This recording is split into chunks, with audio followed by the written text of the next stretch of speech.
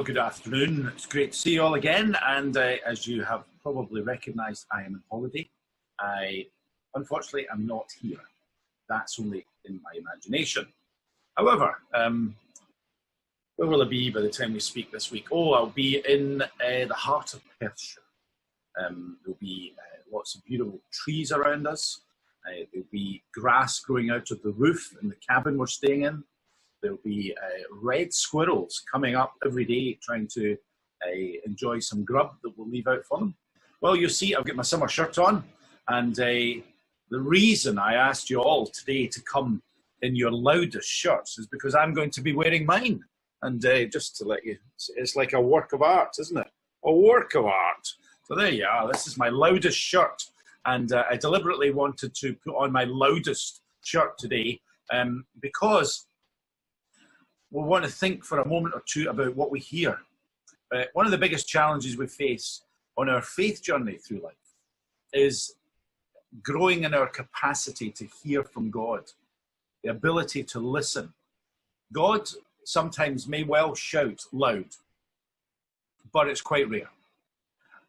God tends to speak to us in still small voice, whispers. And so today I wanted to take you on a wee bit of a journey back into the life of a little lad called Samuel. Now Samuel, as you may recall, was someone who was born to Hannah, and he was a long-awaited for boy. And his mother had made a great plea to God that she might have a child. And if she did have a child, then she made a promise to God. And the promise was a nice and simple one, that she would dedicate the child to the Lord for all his days. And no sooner was he weaned than she placed him into the hands and care and keeping of Eli in the temple. And he became a temple servant.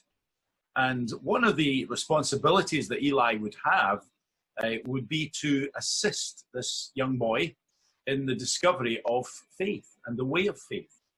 And in the Celtic tradition, I'm sure I've spoken of it before, but there's a lovely phrase, one of my favourite all-time phrases.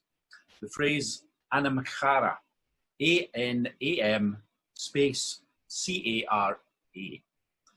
Anam Cara. And the Anam Cara was the kind of sole friend who would be charged with responsibility for the spiritual direction and oversight of those in their care and keeping.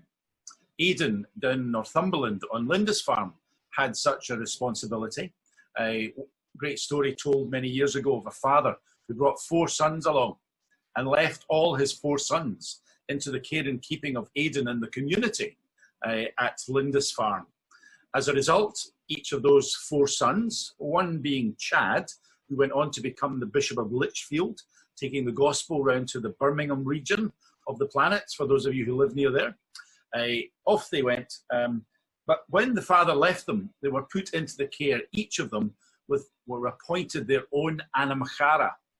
And the Anam Cara would be responsible to help introduce them to the life of the community, but also to the life of faith and the journey of faith. And we see a wonderful example of how Eli takes this responsibility seriously in 1 Samuel chapter 3. It may be that God is calling you or inviting you to become like an Anam Cara to someone, to help steer them into the way of faith.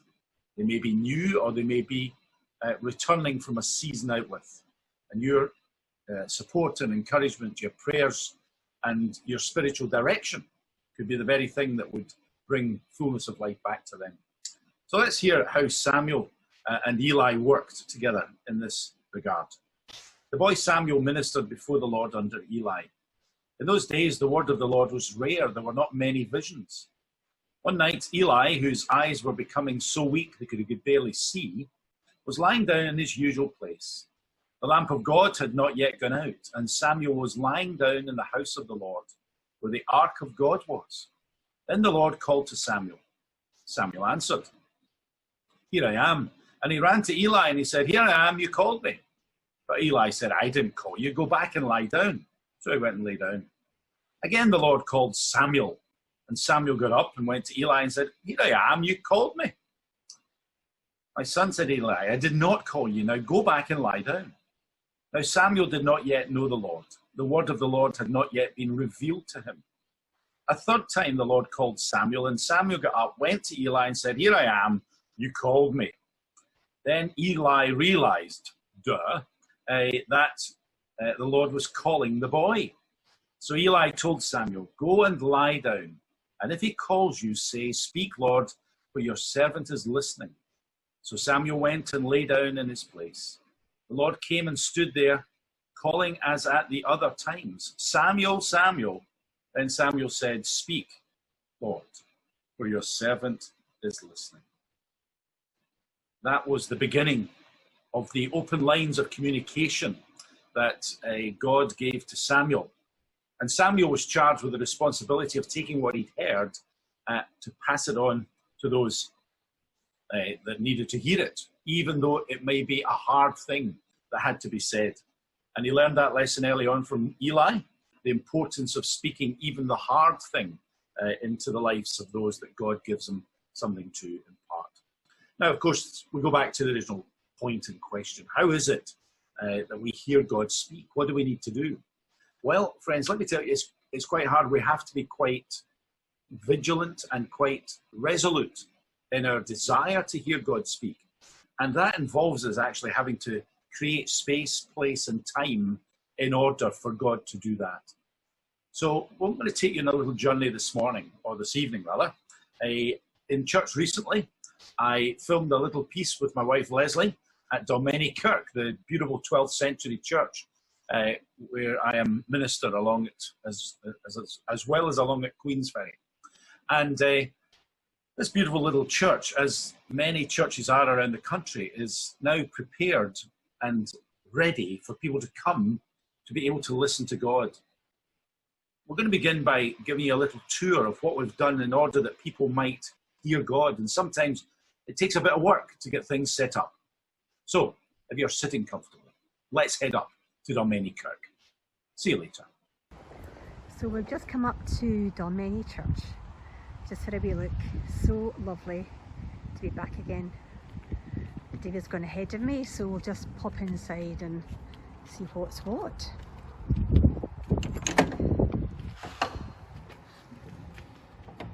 Oh, nice, lovely. Oh, one or two changes. Hand sanitizer, keep your distance. And over here, of course, instructions just before we open for people coming in. One or two changes, right enough, I have to say. Some good gaps between the seats and the leaflets on the chairs for people coming in. Just find out where David's gone. Just love this. Beautiful. Oh, wait a minute. David? Don't tell me. David, what on earth are you doing? David? David, wake up. Oh. What are you doing, man? You're in the church with the camping bed and Oh, no. sleeping bag and... Well, you know how we're planning to get a wee holiday this year, and it's a staycation thing, so I thought, well, why don't we stay quite near? And I thought I'd try this out, see how it felt. What do you think? I'm not so sure myself, but... No, fancy that? No, oh well. Oh. Well, it's lovely to be back here, just in case you think I've been sleeping here for the last few months. It's good to be back in Dalmeny Kirk, and as you can see, we've been getting the place ready for the opportunity for folks to come and to take some time in private prayer. Now, I know it's not normally our custom to do such a thing, but any of us, as we know, can pray wherever we are.